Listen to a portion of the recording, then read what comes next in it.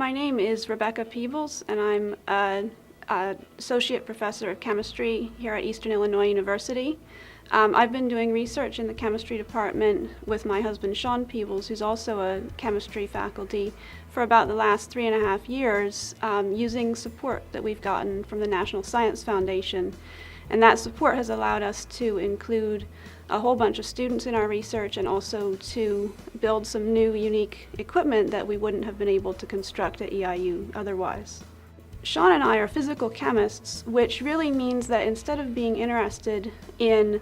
what exact chemical reactions happen or doing chemical reactions, we're interested in answering questions that begin with why or how. So, for instance, a question which is actually related to our research is, why have some general anesthetics been linked to an increased risk of Alzheimer's disease? What we do actually is really fundamental research. So we are looking for an improved understanding of properties of chemicals and the way that chemicals behave, which then can let other researchers later on do things like find better ways to build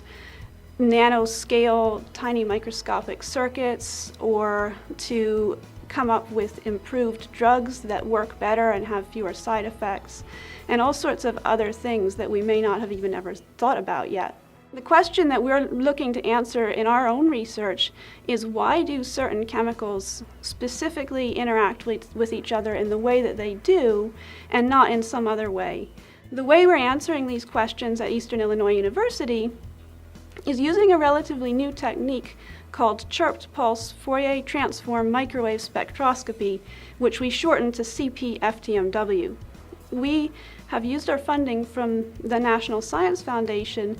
to actually build from scratch a CP-FTMW spectrometer in our lab at EIU, and that spectrometer, we're pretty proud of it. It's still one of only about 10 to 15 of these instruments in the entire world. The instrument was built by Dan Obenchain, who you can see actually using it in the picture here, and it relies on squirting a gas through a very tiny hole and then shining microwaves, just like you would have in your microwave oven, at that gas and seeing what types of microwaves are absorbed.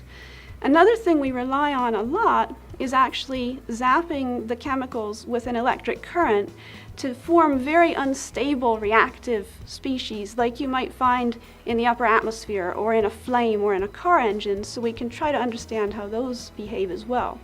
When we look to observe what types of microwaves a particular chemical absorbs, we get something called a microwave spectrum, which is really just sort of a chart, which you can see here, of what frequencies are or are not absorbed by a molecule. But this chart is actually pretty much a unique fingerprint for a particular molecule and for a particular orientation of molecules. So by looking at the spectrum or chart that we get out for a particular system, we're able to really completely unambiguously figure out which of our many, many possible structures is the true structure for this molecule or pair of molecules together.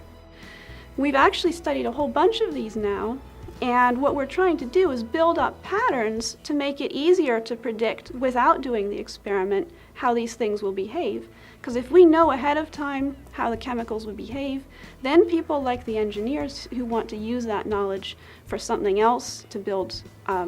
new circuits, to build new drugs or something like that, will have a much easier job in the future.